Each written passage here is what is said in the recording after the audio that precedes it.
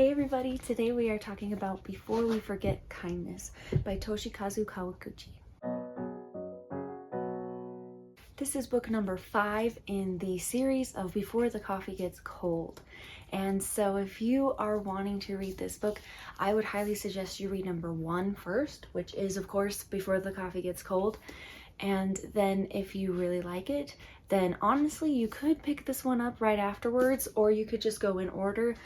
I think that the way these are structured makes it so that you could read them out of order as long as you read the first one first. That way you know all of the rules about why you need to get back from traveling in time before the coffee gets cold. Before the Coffee Gets Cold is, of course, a collection of stories of people who are going back in time or traveling to the future to usually gain some kind of closure from a moment that they regret or something that they feel like could have gone a little bit better and they would like to remedy it. And so we get 4 separate stories in each one of these. So we've got quite a big collection of these different stories of people going back in time or going forward in time to usually try to fix something. Now, of course, you can't change anything. That's one of the rules. But usually people that go back aren't really looking to do that. They still find purpose in going back anyway, even if their current time does not get changed. So as I said earlier, you probably could read these in any order if you didn't want to read all 5 of them and you just wanted to pick and choose which ones felt the most interesting to you, then you probably would be just fine doing that. The only thing that you would be missing out is a little bit of context of the characters that are consistent in the story.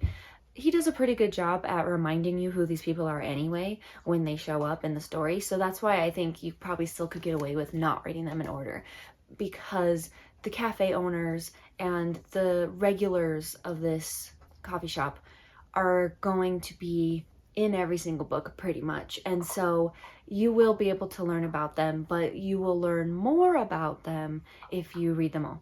In Before We Forget Kindness, we have, of course, the 4 stories, and they are as follows. We have number 1 is the son, number 2 is the nameless child, number 3 is the father, and number 4 is the Valentine. Each of these stories are about 50 to 60 pages long, so they're all pretty even in story length, and they all tell very different stories and reasons why these characters want to sit in that chair that can take you back to a specific moment in time. The first story, The Son, is a very touching story of a child who is thinking about going in the chair because their parents are going to be telling them something sad, and he wants to go back in time to not be sad when that moment happens. And so he is trying to go back in time to share kindness with his mom and dad. He wants to put on a brave face from what they're gonna say and try to help them. He just wants to be like, it's okay, I understand. And so he's not doing it for a selfish reason of like, oh, I want to go back in time because I want to like say something mean to them, or I want to tell them that they can't do what they want to do and it's not fair or something. Like, it's a totally different idea of why he wants to go back. He's very mature for his age, and so that's this what kind of happens in that one. Of course I can't tell you too much, or it's like I'm telling you everything. They're 50-ish pages long. I can't give too much away.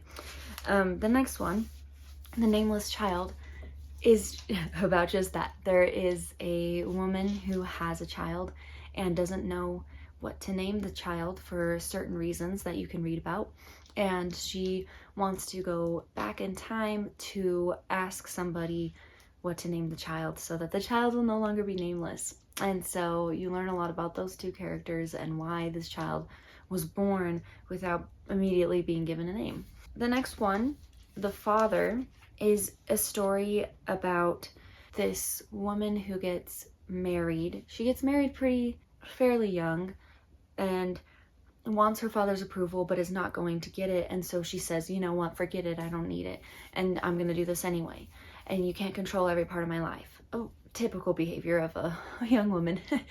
And so she goes and gets married anyway.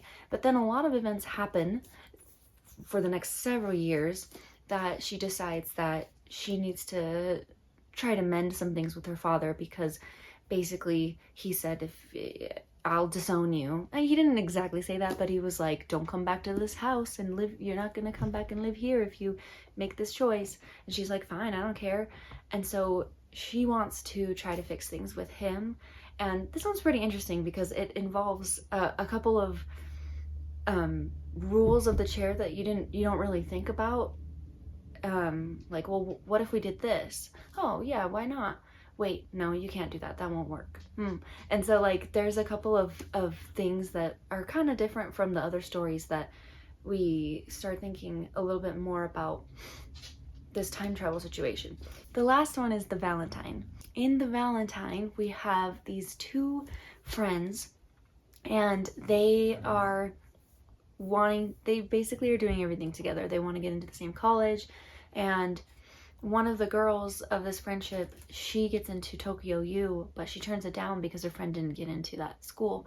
And so they end up going to the other school together, and they're really close. They even have their own samurai language that they use, so they talk in this way, in this manner to each other a lot.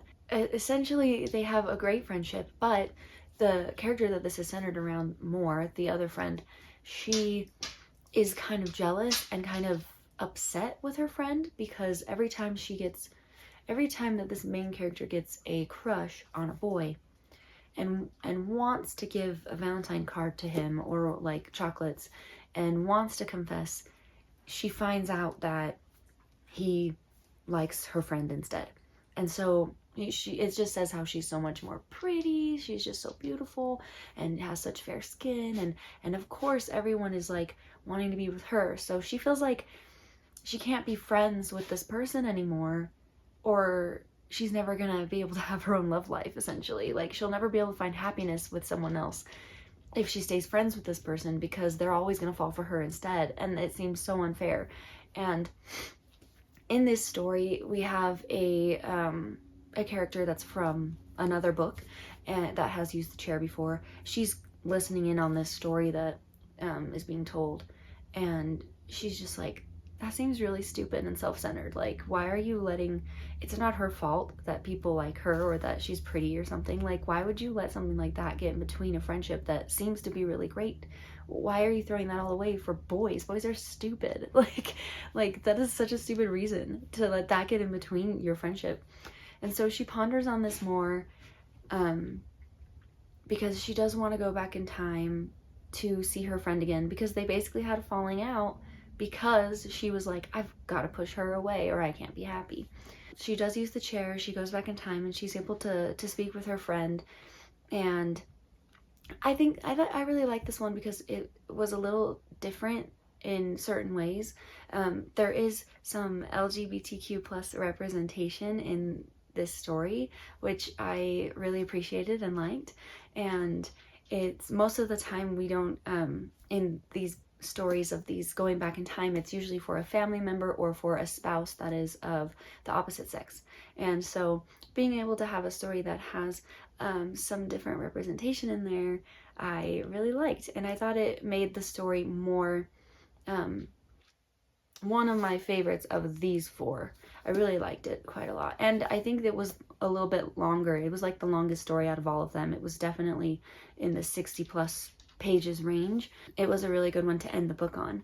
So I'm always excited to read about these little short compilations of these stories of people going back, and I get it that some people might be kind of like done with it now. Like we've had so many already, and there's a sixth one also that just needs to be brought over to the US and translated.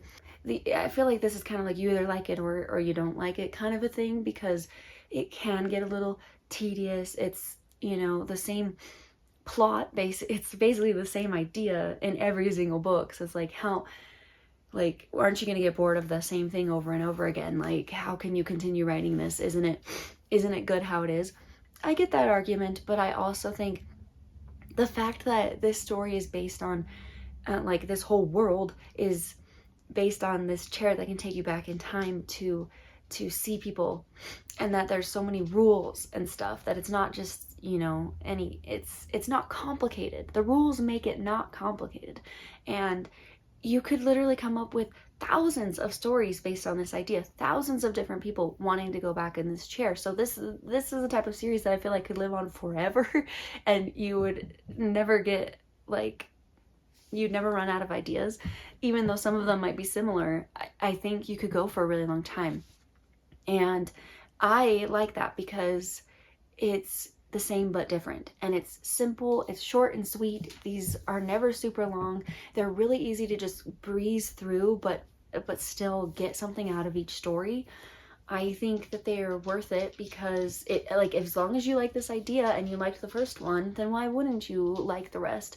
If you haven't read any of these at all, I would definitely say just at least read one, or read the first one and then read Before We Say Goodbye, because that's like I really like this one, of course, because it's the original, but out of all of these, I think the fourth one hit me the most. It was the most emotional for me. I got very emotional and outwardly crying for one of the stories that are in that one.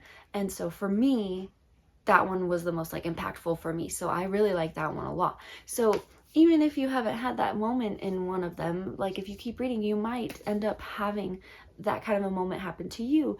And if you stop reading them, you'll never know that, if that happens or not. So I do think, like, each one of these stories has their own purpose, and some of them are going to resonate with you more than others, and maybe a lot of them will resonate with you, and then I feel like they are even more worth reading when you can relate to them. And because it's just regular people living their regular lives, having regrets just like we all do, and having a chance to find closure for that and maybe not have that regret anymore.